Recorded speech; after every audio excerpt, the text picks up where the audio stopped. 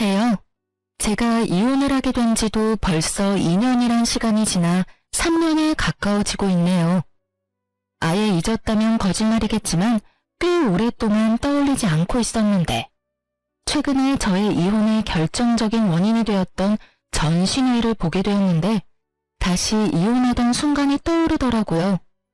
그래서 하소연도 할 겸 해서 사연을 써봅니다. 긴 이야기가 될 수 있지만 한번 들어주시겠어요? 저와 남편의 첫 만남은 황당하기도 했고 웃기기도 했어요. 당시 맛집으로 유명했던 떡볶이집이 있었는데 남편과 전 그곳에서 처음 만났죠. 남편은 남편의 친구와 전 제 친구와 떡볶이집에 방문했고 친구와 단 한마디의 대화도 없이 떡볶이를 먹는 저에게 남편이 다가오더라고요. 다짜고짜 첫눈에 반했다며 전화번호를 달라고 휴대전화를 내미는데 얼마나 당황스러웠는지 몰라요. 제 입가에 떡볶이 국물이 묻은 것이 다 느껴지는데 그런 모습을 보고도 첫눈에 반했다니. 이 남자도 정상적인 사람은 아니구나 싶더군요. 그러면서도 그 비정상적인 남편의 모습이 꽤 좋더라고요. 나의 추한 모습을 보고도 첫눈에 반했다는 남자. 부담스럽게 느껴지기보단 매력적으로 느껴지더라고요. 그래서 전 입을 가린 채 전화번호를 찍어주었고 연락을 주고받게 되었어요. 그렇게 저희는 가볍게 만나보며 3달간 서로를 알아보는 시간을 가졌고 그 후엔 자연스럽게 진행되었어요. 남들과 같이 불타는 연애 기간을 거쳐 결혼까지 하게 되었죠. 결혼 이야기가 오갈 당시 한 가지 걸리는 부분이 있었는데 그건 다름 아닌 남편의 가족관계 때문이었어요. 남편은 누나만 3명인 그야말로 아들 귀한 집에 막내 아들이라는 사실이 꽤 걸리더라고요. 이 세 문제는 시모가 아들 못 낳는 서러움이 컸던 터라 딸이든 아들이든 원하는 시기에 하나만 낳아서 잘 키우면 된다고 말해준 덕분에 안심이 되었지만 문제는 시모가 셋이나 된다는 것이었어요. 결혼하는 순간 시모가 1명이 아닌 3명이 될 것만 같은 그런 느낌적인 느낌이 쉽사리 사라지지 않더라고요. 제가 알게 모르게 걱정하는 눈치니 남편이 이렇게 말하더군요. 자기가 그렇게 걱정할 필요 없어. 누나들 다 시집가서 애 키우고 산다고 나한테 신경 쓸 겨를이 없거든. 다들 본인 가정 지키며 산다고 바빠. 전 이런 남편의 말을 믿고 결혼을 하게 되었고 남편의 말대로 신우들은 저희 부부에게 무관심에 가까울 정도로 관심이 없었어요. 그 흔한 안부 연락조차 없더군요. 가끔 제가 안부차 연락이라도 드리면 연락해준 건 정말 고마운데 앞으로는 굳이 이러지 않아도 된다며 저를 위해 주셨고 전 오로지 부부 사이만 신경 쓰며 행복한 신혼생활을 즐기고 있었어요. 그렇게 행복한 4년이 지나고 잘 사는 줄만 알았던 둘째 신우이가 남편의 외도로 인해 갑작스럽게 이혼하게 되었고 새로운 둥지를 시댁에 틀게 되며 저희의 다툼은 시작되었어요. 이혼하고 돌아온 둘째 신우이는 전혀 다른 인격의 사람이 되어 있었고 그 예민함은 말로 할 수 없는 정도였죠. 가끔 시댁에 가는 날이면 저를 향한 안 입고 온 시선과 함께 어떻게 해서든 트집을 잡고 싶어 안달이 사람처럼 꼬투리를 잡기 시작하는데 정말 미칠 지경이었어요. 한날은 남편이 퇴근이 늦어져 예상했던 시간보다 시댁에 늦게 도착하게 되었고 엄연히 제 탓도 아닌데 저를 나무라기 시작하더라고요. 왜 이렇게 늦어? 집안에 제일 어른 것들 때문에 도대체 몇 명이나 밥도 못 먹고 기다리는 거야? 아, 죄송해요. 많이 시장하시죠? 이 사람이 생각보다 퇴근이 늦어지는 바람에 조금 늦었네요. 그걸 변명이라고 해? 그러면 올케라도 먼저 와서 어른들 식사 준비를 했어야지. 이게 뭐야? 올케가 늦는 바람에 내가 식사 준비 다 했잖아. 혹시 올케 일부러 늦은 거 아니야? 일하기 싫어서? 아니에요, 형님. 이 사람한테 물어보세요. 정말 이 사람이 금방 마친다고 해서 기다렸는데 생각보다 지체되는 바람에 늦은 거예요. 전 억울함을 토해내며 남편을 향해 얼른 돕지 않고 모아내는 눈빛을 보냈고 이런 제 마음을 알아챈 남편이 제 말에 동의를 하며 제 편을 들어주더라고요. 비록 그 동맹은 길지 않았지만요. 아니야, 누나. 나영이는 진짜 나 퇴근하기 전부터 회사 앞에 와서 기다렸는데 내가 갑자기 일이 생겨서 늦었어. 갑자기 생긴 일이라 나영이한테 연락해줄 틈도 없었고. 그래서 나영이는 그저 기다릴 수밖에 없는 상황이었어. 어머, 얘 봐라. 너 꼴에 지금 네 와이프 편을 드는 거니? 이혼한 누나 앞에서 참 잘하는 짓이다. 아니, 누나, 그게 아니라 나는 그냥 누나가 오해하고 있길래 우리 상황은 그랬다고 설명해주는 거야. 그래? 그러면 알겠어. 자칫하면 나 서운할 뻔했잖아. 그건 그렇고 다음부턴 아예 따라와. 그럼 늦을 일도 없을 거 아니야. 형님, 저 회사에서 여기까지 오려면 버스 2번이나 갈아타야 해요. 그게 왜? 내가 갈아타는 것도 아닌데 내가 그것까지 신경 써야 해? 순간적으로 전 제 귀를 의심했습니다. 이 무슨 이기적인데 짝수까지 없는 말인가요? 이럴 때야말로 남편이 나서 한 소리를 해줘야 하는 타이밍인데 남편놈은 누나에게 핀잔 한 번 얻어먹었다고 저와 눈도 마주치지 않으며 온몸으로 이 상황을 회피하고 있더군요. 아니, 형님, 무슨 말을 그렇게 섭섭하게 하세요? 내 말이 뭐? 내 말이 틀렸어? 형님 말대로라면 형님이 음식을 하든 말든 제가 하는 것도 아닌데 남편 차 타면 편하게 올 수 있는 시댁을 왜 제가 버스를 2번씩이나 갈아타면서 일찍 와야 해요? 그렇지 않나요? 뭐야? 그야 당연히 올케가 며느리니까 일찍 와서 어른들 식사 준비해야 할 거 아니야. 그렇게 치면 며느리보다 자식이 자기 부모님 먹을 음식 준비해야 하는 게 더 당연한 거 아닌가요? 효도를 해도 며느리보다 자식이 더 해야죠. 뼈를 깎아가며 키우는 건 며느리가 아니라 자식이잖아요.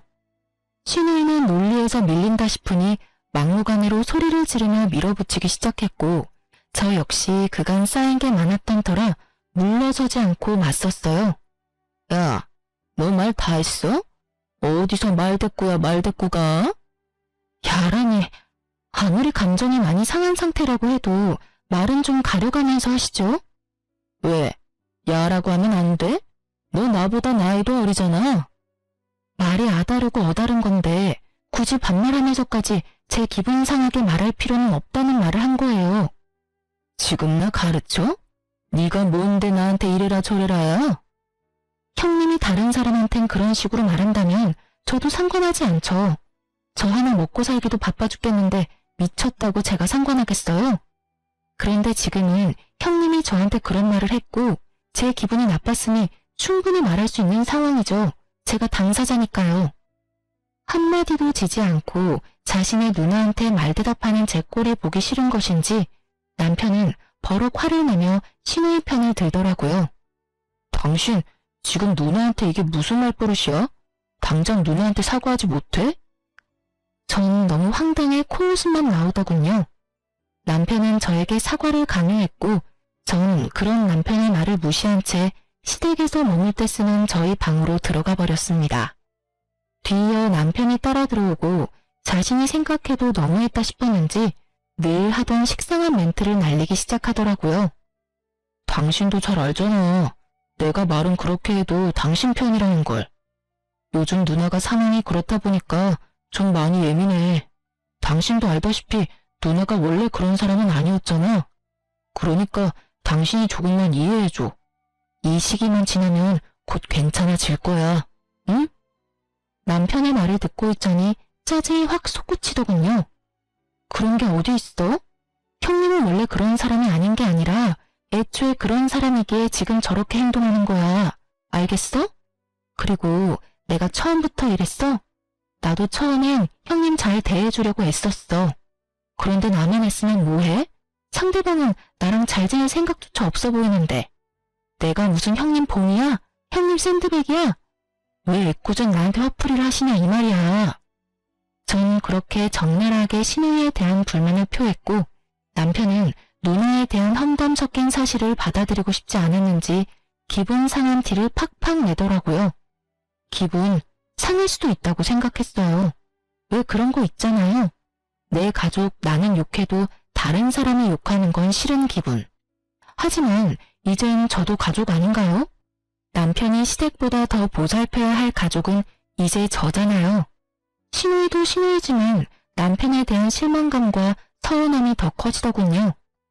남편 역시 저에 대한 실망감이 컸는지 감정을 숨기지 않았고, 생각해보면 그때부터 남편은 저와 눈도 마주치지 않으며 거리를 두기 시작했던 것 같아요. 그러면서 제 편을 들지 않는 치졸한 방법으로 저에게 복수를 하기 시작하는데, 시댁에 갈 때는 늘 혼자인 기분이 들더군요. 거기에다 임신에 대해선 어떤 간섭도 하지 않겠다던 신우는 보란듯이 압박을 하기 시작하더군요. 예, 너희 결혼한 지가 벌써 4년이 지나간다. 이쯤 되면 너희도 아기 소식 들릴 때가 되지 않았니? 아, 그렇긴 한데 그게 생각보다 쉽진 않네요.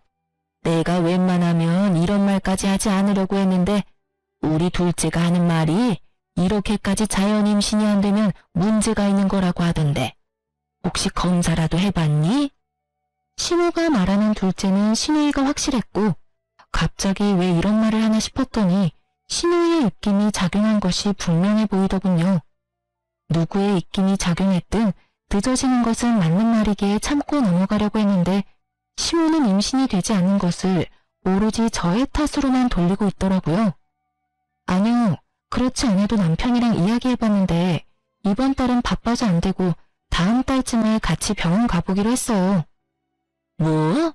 우리 아들이 병원을 왜 가니? 우리 아들은 문제없어 얘. 둘째 이야기 들어보니까 그런 건 여자 쪽에 문제가 있을 가능성이 높다고 하더라. 괜히 바쁜 애 괴롭히지 말고 가려거든 혼자 가. 알겠니? 참 할 말이 없더라고요. 신우이가 의사도 아니고 그런 쪽으론 책 한 장 본 적 없는 백수인데 그 말을 왜 그리도 신뢰하는 것인지 알 순 없었지만 입 대봤자 말만 길어질 것 같아 그냥 웃으며 저희가 알아서 한다고 해버리곤 자리를 피해버렸어요. 상황이 이렇게 되자 전 스트레스가 극에 달했고 시댁만 피할 수 있다면 북극이든 남극이든 어디든 도망가고 싶은 심정이었어요. 하지만 저의 이런 바람과는 달리 신우이들이 정한 가족 모임의 날은 다가왔고 전 하는 수 없이 시댁으로 향했어요. 원래 계획대로라면 외식을 하기로 했었지만 고등학생인 첫째, 셋째 형님의 자녀들이 시험 기간을 맞물리며 자식 뒷바라지를 해야 한다며 모임에 오지 못하게 되었고 일이 그렇게 되자 문제의 둘째 신우이가 그냥 집에서 밥이나 먹자고 해버린 것이었죠. 자신이 할 것도 아니면서 집에서 하자는 신우이도 미웠지만 생각지도 않고 알겠다고 답하는 남편놈이 더 미웠습니다. 그렇게 전 시댁에 도착했고 신우이는 저를 또 괴롭힐 요량으로 외출도 하지 않고 저를 기다리고 있더군요. 이미 그땐 신우이와의 사이가 틀어질 대로 틀어진 터라 간단한 인사만 하고선 주방으로 향했어요. 앞치마를 메고 요리를 시작하는데 잠이 쏟아지더군요. 그때 전 회사를 그만두고 아동복 가게를 창업하기 위해 밤낮 없이 이리저리 알아보고 다니느라 잠자는 1분의 시간도 아까웠던 시기였기에 그날 역시 잠이 너무 부족했어요. 그렇게 저도 모르게 하품이 나와버렸고 그 모습을 본 신우이가 마스크를 챙겨오더니 저에게 확 던지며 저를 쥐잡듯이 잡기 시작하더군요. 이거 끼고 해. 그렇게 입 벌리고 하다가 침이라도 흐르면 어쩔 거야? 올케는 왜 그렇게 조심성이 없어? 결혼한 지 4년 정도 됐으면 이 정도는 알아서 준비해야 하는 거 아니야? 아니 형님, 졸려서 하품한 건데 그것도 못하나요? 그리고 제가 하품하면서 침을 흘렸어요? 아니면 침을 뱉었어요? 심지어 천장 보면서 하품했어요, 저. 그게 그렇게나 잘못한 일인가요? 올케, 정말 몰라서 물어? 어른들 드실 요리하면서 하품하는 자체가 더러운 행동인 거야. 알겠어? 오늘은 아쉬운 대로 이 마스크 쓰고 하고 다음부턴 주방에서 쓰는 투명 위생 마스크 사와서 그거 쓰고 해. 알겠어? 이 무슨 말도 안 되는 소리인가요? 시댁이 무슨 대기업 구내식당도 아니고 재채기도 아니고 제가 무슨 병균도 아니고 하품 한 번 했다고 마스크까지 끼라뇨. 뭐 청결을 위해서 마스크쯤 낄 순 있다고 생각해요. 하지만 신우이의 말투와 표정에서 그저 제가 싫어 걸어오는 시비라는 것을 드러내고 있었고 이쯤 되니 전 참을 수가 없더라고요. 제 성격도 좋은 편이 아니었던 터라 이 정도면 할 만큼 했다는 생각이 들었고 계속 참고 살다간 모르긴 몰라도 정신병에 걸릴 것만 같았어요. 제가 하는 하품이나 행동이 그렇게 더럽고 고가우면 직접 와서 하세요. 전 이렇게 말하며 입고 있던 앞치마를 벗어 신우이에게 던져버렸고 하필 그 앞치마가 신우이의 얼굴에 정통으로 맞아버렸죠. 너 지금 나 때렸니? 의도한 건 아니었는데 어쩌다 보니 그렇게 됐네요. 뭐? 이년이 진짜? 극도의 흥분을 한 신우이는 한 걸음에 달려와 제 머리채를 잡았고 저 역시 그날은 물러서지 않겠다고 작정을 한 날이었기에 신우이의 머리채를 사정없이 잡고 흔들어 버렸어요. 그렇게 적군의 중심지에서 싸움을 해버린 저의 결과는 예상했다시피 외로움 그 자체였습니다.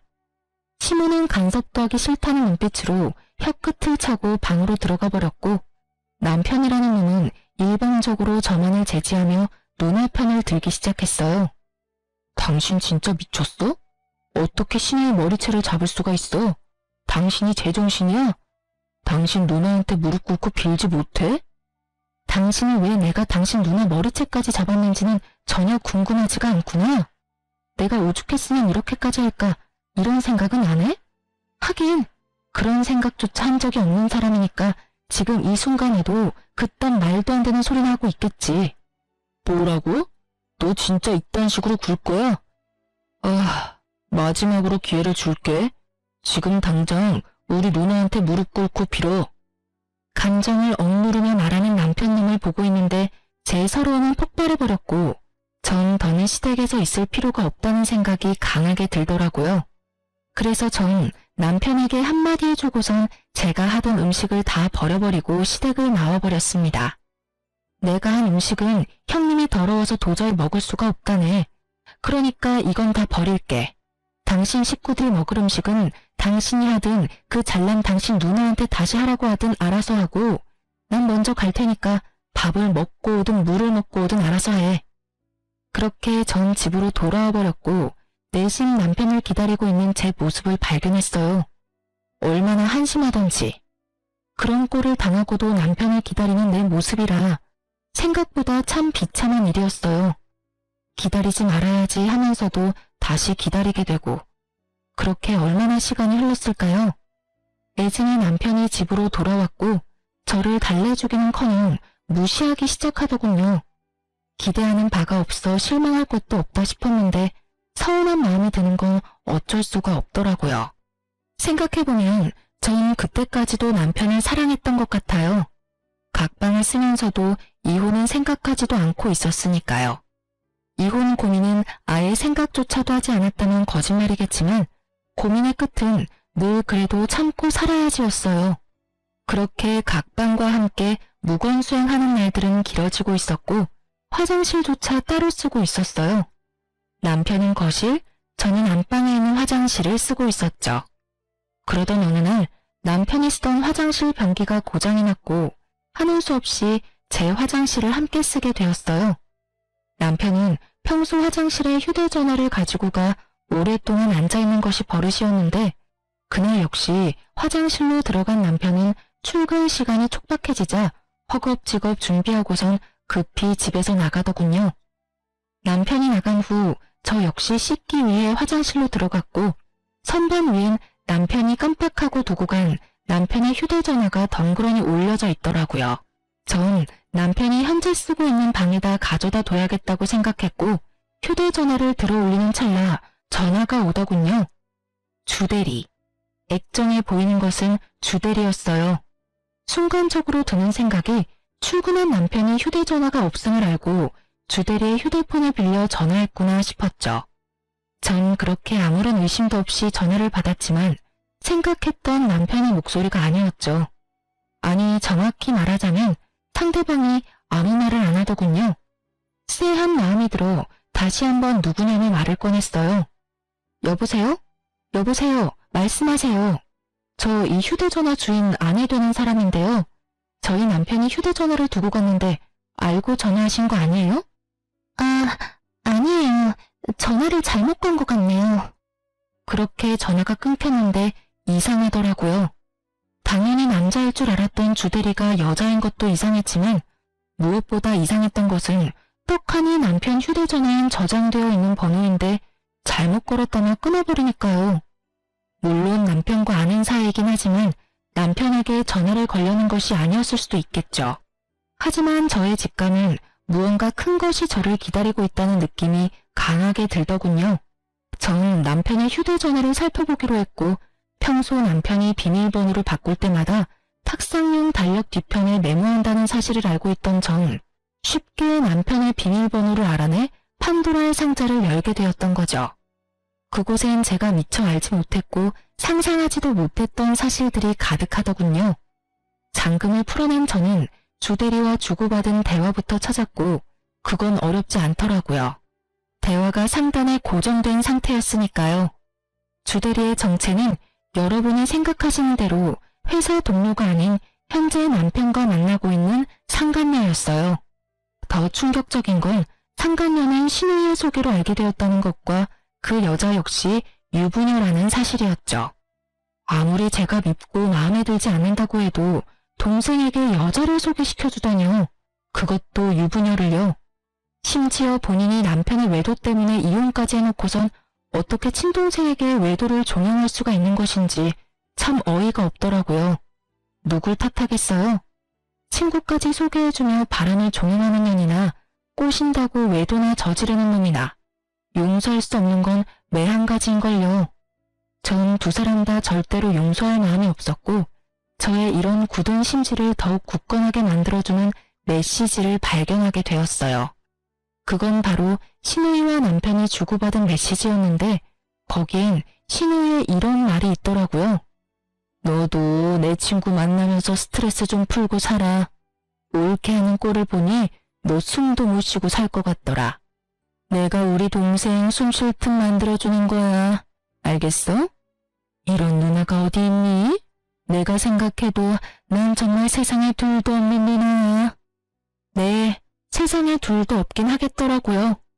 자신이 남의 인생을 망치고 있다는 사실을 전혀 알지 못하는 신우이는 스스로에게 아낌없는 찬사를 보내고 있더라고요. 전 그렇게 괜찮다는 여자의 얼굴이 궁금했고 사진첩도 살펴보게 되었죠. 사진은 없을 수도 있겠다 생각했는데 친절한 남편님이 상간녀의 폴더까지 따로 만들어 사진들을 모아놨더라고요. 거기엔 상간녀와 함께 찍은 사진들로 가득했고 상간녀의 독사진 중엔 가운을 입은 사진이 있었는데 그 사진을 통해 상간녀가 한의사라는 사실을 알게 되었어요. 유니폼에 적힌 상으로 검색을 해보니 운이 좋게도 그 한의원은 부부가 운영하는 한의원이더라고요. 얼마나 기쁘던지. 전 모든 증거를 사진으로 남겼고 이혼을 위한 준비를 시작했습니다. 일단 하루 날을 잡고 친정으로 가 모든 사실을 미리 부모님께 말씀드렸어요. 신우이가 이혼하게 된 후 어떤 일들이 있었고 저 역시 행동을 어떻게 했는지, 그래서 현재 상황은 어떠한지, 그렇기에 앞으로 어떻게 할지에 대해 부모님께서 최대한 충격을 받지 않으시게 설명을 해드렸고 엄마는 이런 말씀을 해주셨어요. 우리 딸 그동안 많이 힘들었겠네. 엄마랑 아빠는 상황이 어찌 되었든 간에 네 뜻을 존중해. 말이야 바른 말이라고 네 인생 네가 살지 우리가 살아주는 건 아니잖아. 그러니까 우린 신경 쓰지 말고 네 뜻대로 해. 네가 하고 싶은 대로 하면 엄마랑 아빠는 네 뒤에서 아낌없이 응원해줄게. 알겠지? 고마워 엄마. 그리고 아빠. 이혼을 결정하고 난 뒤 가장 걱정스러웠던 건 부모님의 반응이었는데 그것이 잘 해결되고 나니 거침이 없어지더라고요. 전 바로 다음날 한의원으로 찾아갔어요. 그날은 상간년을 쉬고 그 남편만 진료를 보는 날이었고 전 저의 진료 순서가 마지막이 될 수 있게 마지막 진료 시간에 맞춰서 병원에 방문했습니다. 계획대로 전 마지막 환자로 진료실에 들어가게 되었고 드디어 상간녀의 남편을 마주할 수 있었어요. 상간녀의 남편은 친절하게 저의 상태를 물어왔고 전 외도 증거들을 내밀며 이렇게 말했어요. 어디가 불편하셔서 오셨을까요? 제가 요즘 이것들 때문에 화병이 날 것만 같아서 찾아왔어요. 한번 봐주시겠어요? 제가 내민 증거들을 살펴보던 상간녀의 남편은 굳은 표정으로 저에게 묻더라고요. 상황이 좋지는 않네요. 그렇죠? 거기다가 두 사람이 어떻게 만나게 된 줄 아세요? 신우이라는 인간이 자기 친구를 자기 남동생한테 소개해줬다고 하더라고요. 그러니 제가 억장이 무너지고도 남겠죠? 요즘 외도 중인 남편님만 생각하면 잠도 안 오고 계속 화만 나고 이러다 제명에는 못 살 것만 같아서 찾아오게 됐어요. 그래서 제가 어떻게 하면 될까요? 저를 좀 도와주셨으면 좋겠어요. 어떻게 도와드리면 될까요? 도와주실 건가요? 네, 얼마든지요. 살펴보니 돕는다는 표현보단 함께한다는 표현이 더 맞는 것 같긴 하지만요. 그러면 지금 바로 저랑 어디 좀 가실 수 있을까요? 전문용어로 현장 급습이라는 걸 해보려고요. 저의 제안에 상간녀의 남편은 말없이 고개를 끄덕이며 가운을 벗더라고요. 그렇게 저흰 남편과 상간녀가 있는 곳으로 향했어요. 모든 사실을 알게 된 날, 전 휴대전화에 위치 추적 앱을 하나 깔았었어요. 그리곤 혹시 모르는 상황을 대비해 앱 숨김 기능을 이용해 숨겨두었던 거죠. 상상도 못했겠죠. 제가 자신의 휴대전화를 봤다는 사실도, 몰래 앱을 깔아놨다는 사실도요. 이러한 사실을 알지 못하는 남편은 신나게 여러 장소를 오가더군요. 드디어 남편의 위치가 한 곳에 멈추고 저와 상간녀의 남편은 앱이 알려주는 곳으로 향했고 앱의 정확도가 떨어져 그 주변을 맴돌기 시작했어요. 그러던 와중 남편의 차를 발견하게 되었고 그곳에서 남편을 발견하게 되었습니다. 남편은 고급 레스토랑에 있었는데 옆자리엔 상간녀가 앞자리엔 신우이가 자리하고 있더군요. 어쩜 그렇게 화기애애하게 모여있을 수가 있는지 그 모습을 보는데 화는커녕 허탈하더라고요. 저라고 처음부터 신우이에게 그렇게 막대먹게 군 건 아니었어요. 처음 신우이가 이혼하고 돌아왔을 땐 저도 신우이에게 살갑게 굴며 잘 대해주려고 했었어요. 안쓰럽기도 했던 것 같아요. 다른 것도 아닌 믿었던 남편에게 배신당하고 돌아온 신우이였으니까요. 같은 여자로서 그리고 가족으로서 한 사람을 진심으로 보듬어주려고 애썼었는데 그런 저의 마음을 짓밟고 막대했던 건 다름 아닌 신우이였습니다. 저에겐 그렇게 상식이란 없는 사람처럼 막대하더니 그곳에 웃고 있는 모습을 보는데 참 허탈하더군요. 남편의 미소도 마찬가지였었고요. 그런 저와는 달리 상간녀의 남편은 더욱 굳은 표정을 하며 그 인간들에게 다가가고 있더군요. 저도 그 뒤를 따랐고 아무것도 모르는 상간녀와 제 남편은 신우의 시선에도 아랑곳하지 않고 서로 음식을 먹여주며 손을 잡고 있더군요. 테이블에 가까워지자 저희를 먼저 발견한 신우이가 두 사람에게 빨리 떨어지라는 사인을 보내는 듯 했지만 눈치를 사이좋게 쌈 싸먹은 남편과 상간녀는 계속해서 애정행각을 벌이더라고요. 이윽고 저희가 테이블 앞에 섰을 때 놀란 상간녀가 남편의 손길을 뿌리치며 그 자리에서 벌떡 일어섰지만 이미 늦은 일이었죠. 이미 걸어오며 볼 꼴 못 볼 꼴을 다 본 후였으니까요. 자리에서 일어난 상간녀는 신우이를 손가락으로 가리키며 자기 남편을 향해 변명 섞인 설명을 하기 시작하더라고요. 그게 여보, 이게 어떻게 된 일이냐면 당신도 내 친구 알지? 얘가 내 친구인데 남동생이랑 저녁을 먹고 있다길래 친구도 볼 겸 혼자 먹기 싫기도 해서 겸사겸사 합석해서 먹고 있었어. 정말이야. 어느 정도는 맞는 말이긴 하더군요. 두 사람이 남매 사이가 맞긴 하니까요. 상간녀의 되지도 않는 변명을 듣던 상간녀의 남편은 낮게 깔린 목소리로 말했어요. 넌 내가 병신으로 보이니? 뻔뻔하게 거짓말 좀 그만해. 서로 음식도 먹여주고 손도 주물럭거리면서 좋아 죽는 거 내가 다 봤어. 난 당신이 그런 식으로도 웃을 수 있는 사람인 건 또 몰랐네. 그렇게 행복했으면 진작 말하지 그랬어. 그러면 내가 미련 없이 놔줬을 텐데 말이야. 낮게 깔려 감정도 없는 그 목소리가 더욱 무섭게 느껴지더라고요. 상간녀 역시 그러했는지 그 자리에서 무릎을 꿇더니 애원하기 시작하더군요. 아니야, 여보. 왜 그렇게 무서운 말을 해. 난 당신밖에 없어. 난 당신 옆에 있어야 비로소 행복하다는 거 당신이 더 잘 알잖아. 글쎄, 나도 그런 줄 알고 살았는데 오늘 내가 보고 들은 건 내가 이때껏 알았던 사실과는 좀 상반되더라고. 뭘 보고 뭘 들었든 내가 다 설명할 수 있어. 정말이야, 여보. 제발 내 말 좀 들어줘. 나한테 한 번만 더 기회를 줘. 아니야. 대화할 필요도 없고 기회를 줄 생각도 없어. 그냥 그 남자랑 살아. 그게 나를 위한 일이니까. 깔끔하게 이혼하고 한의원에도 출근하지 마.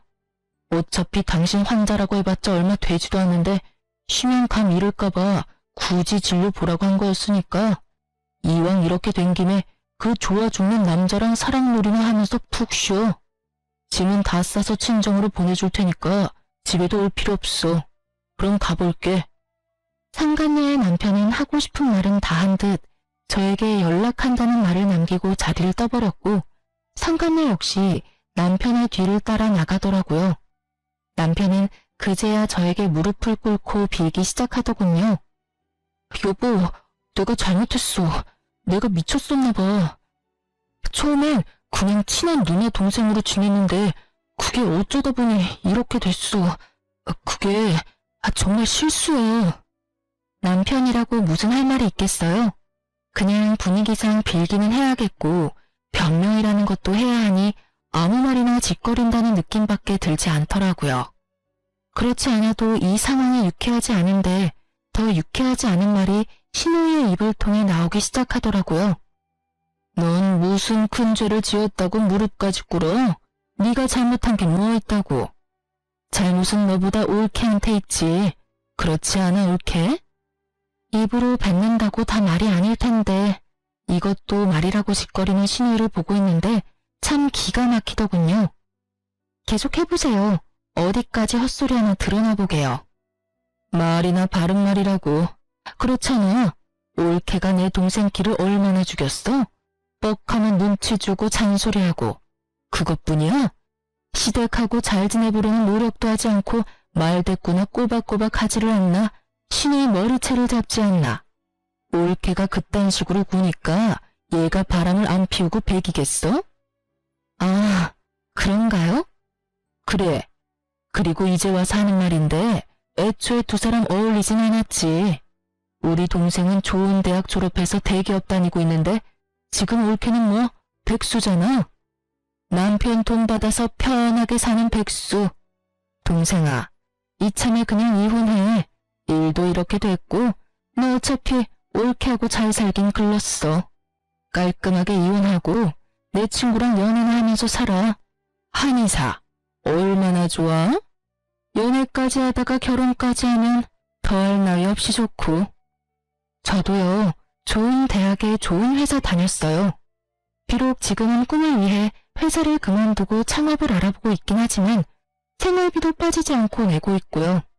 물론 창업 준비도 제가 이제껏 모은 돈으로 하고 있어요.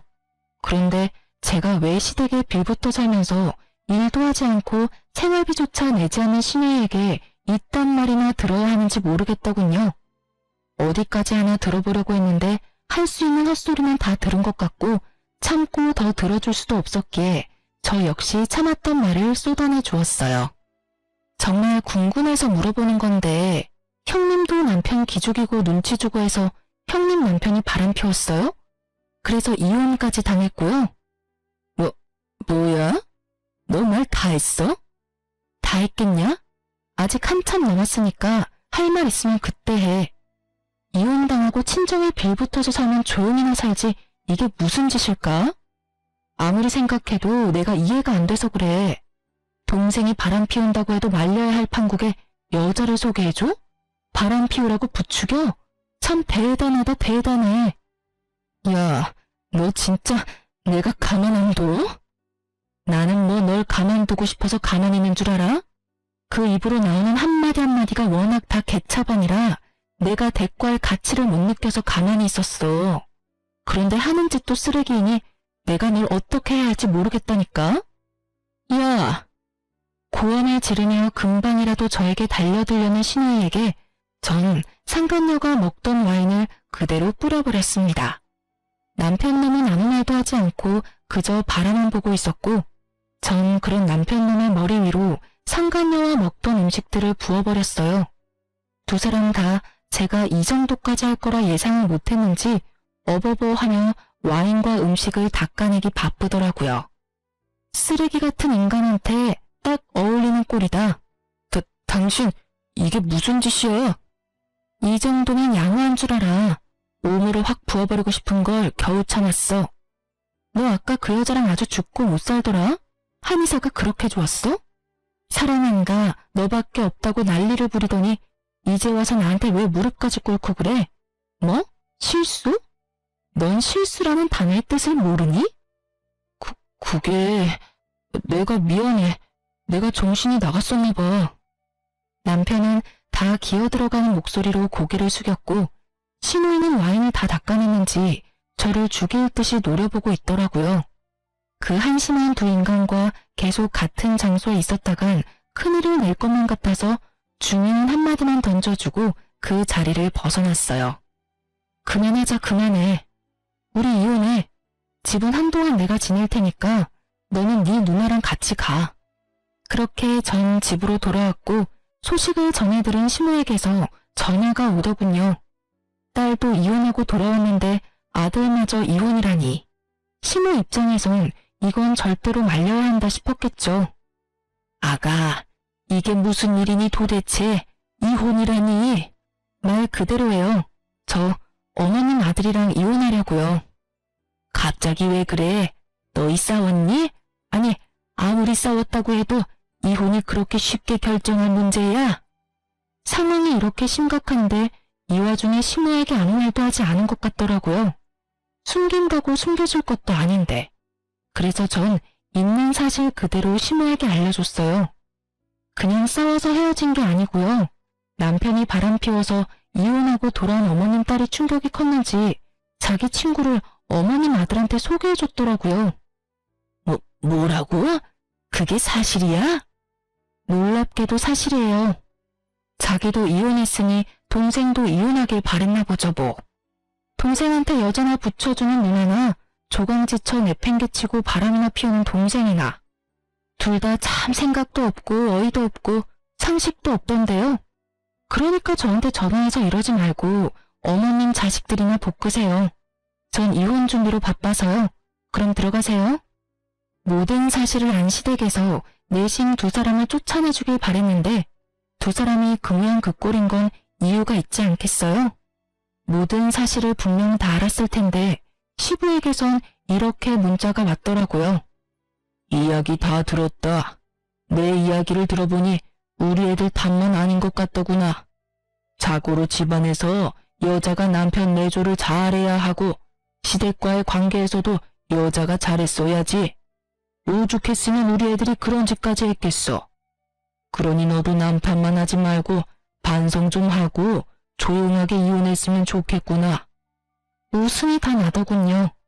그러면서도 저딴 부모 밑에서 보고 자랐으니 저 모양 저 꼴이지 싶더라고요. 전 변호사를 만나 이혼을 진행했고 이혼이란 게 생각보다 참 쉽더라고요. 시간이 걸리긴 했지만 쉽게 이혼하게 되었어요. 상간녀 때문인지 남편은 이혼 이야기를 꺼낸 저보다 이혼을 서둘렀고 제가 이혼 당시 원했던 공동명의 집도 신우이에게 청구했던 위자료도 비교적 깔끔하게 받고 끝날 수 있었어요. 상간녀 소송도 함께 진행했고 소송 역시 제가 원하는 방향으로 끝이 났어요. 전 남편은 저와 이혼만 하면 꽃길을 걸을 수 있다고 생각했는지 법원에서 만난 전 남편의 얼굴엔 웃음꽃이 피었더군요. 상간녀도 이혼할 것이 분명하고 한의사니 돈도 꽤 있을 거라 생각했을 테니까요. 그 아니란 생각이 얼마나 웃기던지 저 역시 웃음으로 맞대응해줬네요. 밝게 웃는 제 모습에 기분이 뒤틀린 전 남편은 괜한 시비를 걸어오더라고요. 고맙다. 이혼하자고 해줘서. 덕분에 난 한의사 남편 되게 생겼네. 너도 알지? 그 여자 한의사인 거. 너한테 생각보다 돈을 많이 뜯겨서 속이 좀 쓰리긴 한데 좋게 생각하기로 했어. 그까짓 돈 또 벌면 되지 뭐. 그러니까 앞으로는 각자 알아서 잘 살자고. 난 잘 살 건데 너는 어떨지 모르겠다. 어쨌든 무운을 빌도록 해볼게. 그게 진심에서 우러나온 마음은 아니겠지만 말이야. 그렇게 저와 이혼을 하게 된 전 남편의 앞날은 꽃잎도 보이지 않았고 그저 먹구름만 가득한 나날들이 이어졌어요. 제가 무사히 받을 거 다 받고 이혼했다는 소식을 전해 들은 상간녀의 남편은 그 길로 전 남편의 회사로 찾아갔고 그곳에서 난동을 피웠다고 하더라고요. 그 얌전하고 차분해 보이는 사람이 난동이라니. 쉽게 상상되진 않았지만 제대로 난동을 피운 건 맞는 것 같더라고요. 그 덕에 전 남편의 회사에 유부녀의 외도로 이혼당한 사실이 알려져 진급도 물거품이 되고 권고사직 이야기도 오가고 있다고 하니 말이에요. 거기에다 전 남편이 믿고 있던 상간녀는 알고 보니 내세울 것은 한의사라는 것 하나뿐인 찢어지게 가난한 집 딸이라고 하더라고요. 그러거나 말거나 전 남편은 이혼하며 한몫 크게 떼나올 수 있을 거라고 큰 꿈에 젖어 있는 것 같은데 그건 그야말로 꿈과 같은 것이었죠. 가난한 집 딸은 시집을 갈 때 맨몸으로 시집을 가게 되었고 그런 상간녀를 너무 사랑한 상간녀의 남편이 집안의 반대에도 불구하고 결혼을 진행했다고 하더군요. 1년도 채 되지 않는 짧은 결혼 생활에 나눌 수 있는 재산은 없었고 상간녀가 누리고 있던 집, 차, 심지어 한의원까지 전부 남편의 명의였기에 상간녀는 그야말로 한의사라는 타이틀 하나만을 가지고 맨몸으로 이혼을 당했다고 하더라고요. 그나마 있던 돈도 저에게 위자료로 주었으니 알거지나 마찬가지였죠. 이제 남은 건 한의사라는 타이틀이었는데 그마저도 쓸모없게 돼버렸지 뭐예요? 그 업계에 상간녀의 전 남편이 이혼했다는 소식과 함께 상간녀가 얼마나 추악한 짓을 하고 돌아다녀 이혼당하게 되었는지까지 소문이 다 나버렸다고 하니까요. 아마 한동안 취업은 어려울 것이라고 하더군요. 남편도 상간녀도 가진 것이 없으니 개업은 더욱 힘든 일이겠죠? 전 준비하던 아동복 매장을 개업해서 잘 지내고 있어요. 운 좋게도 맘카페에 소문이 좋게 나서 매출이 꾸준하게 상승하고 있어요. 사연 처음에 말씀드렸다시피 전 신우이를 마주하게 된 것은 이 아동복 매장이었는데요. 글쎄 전 신우이가 아이 옷을 사러 왔더라고요. 제가 알기론 전 신우이의 아이는 아동복을 입을 나이가 아닐 뿐더러 자기 배 아파서 낳은 자식도 버리고 이혼한 여자가 애 옷을 살 리가 없을 텐데 이상했어요. 혹시 제가 매장을 열었다는 소식을 듣고 난동을 부리러 왔나 생각하던 찰나 전 신우이의 일행을 발견하게 됐어요. 그 일행의 정체가 누구냐면 말이죠. 놀라지 마세요. 글쎄 전 신우이의 신우이들이더라고요. 그것도 3명이요. 얼마나 웃었는지 몰라요. 저를 그렇게나 죽으라고 괴롭히더니 꼴에 재우는 집이 신우이가 3명인 집이라니. 운명이란 게 참 얄궂지 않나요? 어쨌든 전 신우이의 그 당당하다 못해 깎 수 없는 모습은 온데간데 없고 신우이들에게 모진 핍박과 홀대를 당하고 있더라고요. 얼마나 혹독한지 순간 불쌍하다는 생각이 들 뻔했지 뭐예요?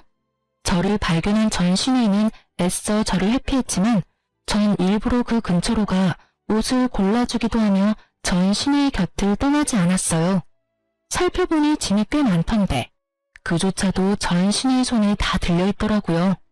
옳게 똑바로 좀 들어. 혹시나 해서 하는 말인데 바닥에 내려놓을 생각도 하지 마. 그거 다 비싼 거야. 올케가 변상할 수 있는 그런 가격대가 아니라고. 그러니까 언니 내 짐도 잘 챙기고 있죠? 그 화장품 자칫하면 망가진다고요. 혹시나 망가지면 난 가족이고 뭐고 없어요? 언니가 다 물어내야 한다고요.